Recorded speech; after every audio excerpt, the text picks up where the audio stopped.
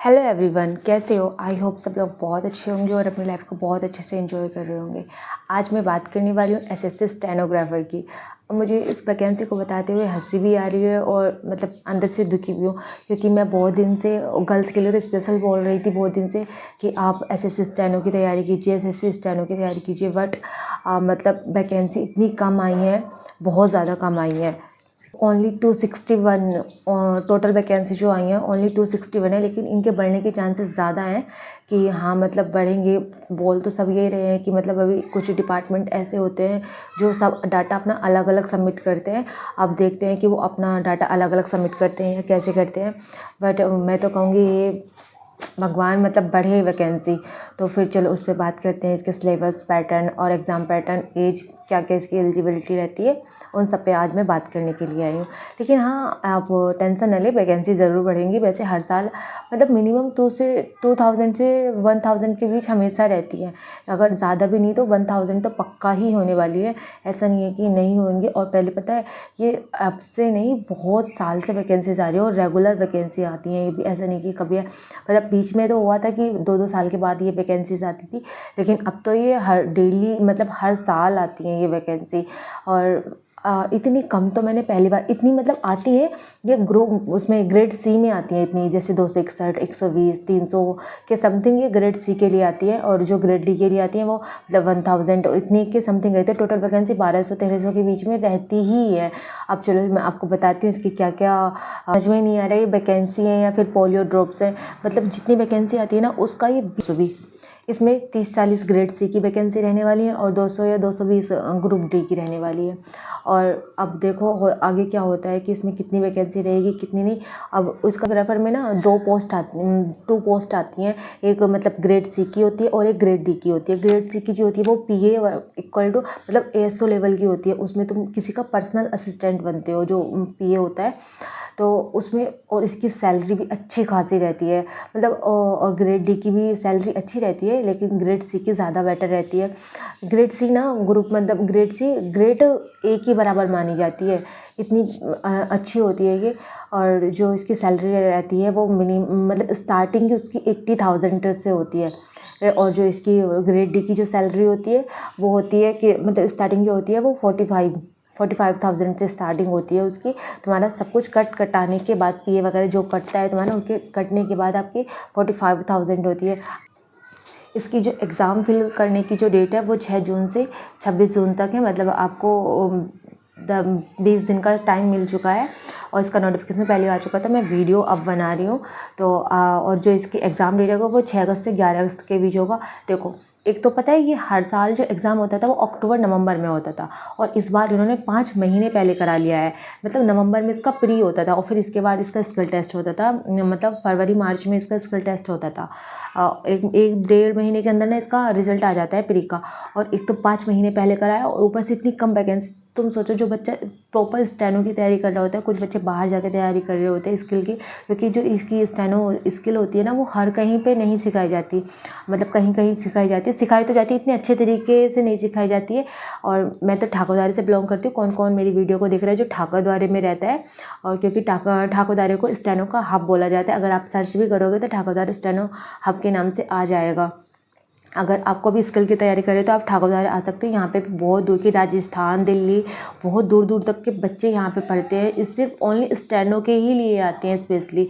अब चलो आगे की बात कर ले एज। अब एज की बात कर लेते हैं। जो ग्रेड सी की एज है वो 18 से 27 के लिए होती है। जो ग्रेड डी है वो 18 से 27 के लिए होती है। 18 से 27 जिसकी एज है वो इस फॉर्म को फिल कर सकता है। और जिसकी एज ग्रुप सी के लिए है तो वो 18 से 30 के बीच इसको फिल कर सकता है।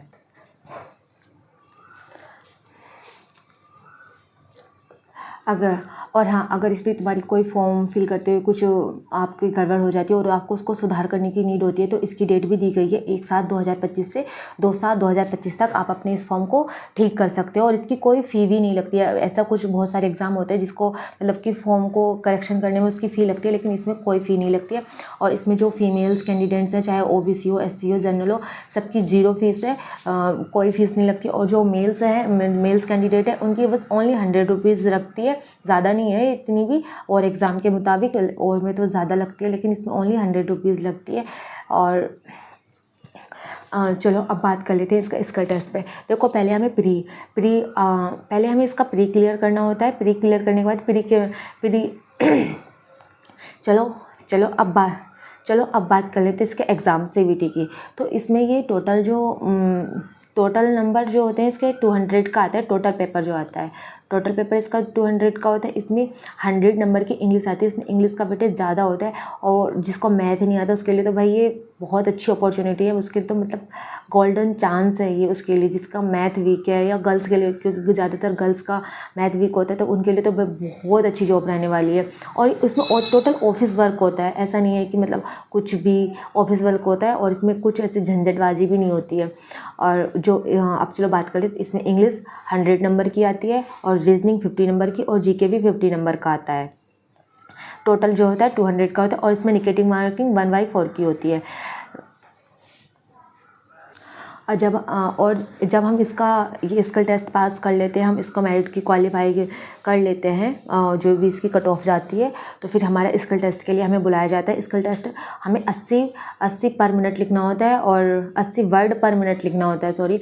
और जो ग्रुप सी के स्टूडेंट होते हैं, यानी कि ग्रेड सी के, मैं बार बार पता नहीं ग्रुप सी क्यों बोल रही हूँ, जो ग्रेड सी के स्टूडेंट होते हैं उनको 100 वर्ड पर मिनट लिखना होता है, जो स्किल टेस्ट होता है। और जो इंग्लिश, अब वो हमारी चॉइस होती है कि हमने शॉर्ट हैंड इंग्लिश में सीखी है या हिंदी में, वो हमारी पर्सनल चॉइस होती है। जब हमें टाइपिंग के लिए टाइम दिया जाता है, तो वो जो इंग्लिश में लिखते हैं, टाइप करते हैं, उनको कम मिनट दी जाती हैं, और जो हिंदी में टाइप करते हैं उनको ज़्यादा मिनट दी जाती है। आप उस पर आप वेबसाइट पे जाके पूरी डिटेल्स में देख सकते हैं कि कैसे क्या दिया हुआ होता है। फिर भी मैं आपको बता रही हूँ कि इंग्लिश मीडियम वालों के लिए कितना दिया होता है। जो ग्रुप सी के लिए है, इंग्लिश मीडियम वालों के लिए टाइपिंग करनी होती है। इंग्लिश मीडियम वालों के लिए मतलब जो इंग्लिश में टाइपिंग करते हैं उन्हें 40 की स्पीड से करनी होती है। 40 मतलब टाइपिंग की स्पीड 40 रहेगी, और ग्रुप डी की जो रहेगी वो 50 रहती है। और हिंदी मीडियम वाले के लिए ग्रुप सी की 55 रहती है, और उसकी ग्रुप डी की 65 रहती है। वो इस एग्ज़ाम को सभी फिल कर सकते हैं, ऐसा नहीं कि भाई ये 10th पास वाले, इसकी जो एलिजिबिलिटी है तो वो 12th पास वाले ही इसको फिल कर सकते हैं, और ग्रेजुएशन वाले भी, और सभी। भाई जिसका 12th पास है तो ओबियसली उसने ग्रेजुएशन कर ही रखा होगा, या नहीं भी कर रखा कोई नहीं, और 12th पास ही मांगा जाता है इसमें। आपके लिए सबसे अच्छी और ईजी जॉब है कि मतलब 12th पास के लिए हमें PA लेवल, ASO लेवल की जॉब मिल रही है। तो मैं चाहूँगी कि और आपको जो भी मेरी जानकारी अच्छी लगी तो प्लीज़ मेरे चैनल को लाइक, शेयर, सब्सक्राइब, कमेंट करना मत भूलिएगा।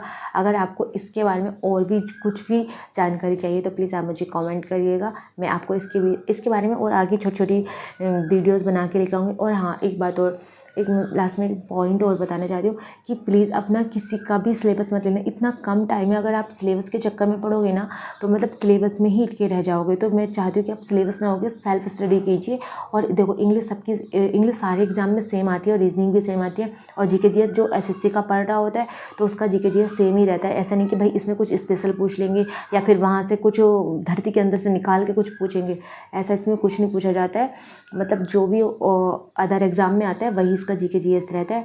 और मतलब बहुत सारे टीचर्स इसकी प्रिपरेशन भी करा रहे हैं। मैं आपको, अगर आप चाहोगे तो मैं उस टीचर्स के बारे में भी बता दूँगी, आप लेकिन मुझे कमेंट करना। Okay bye, love you, bye.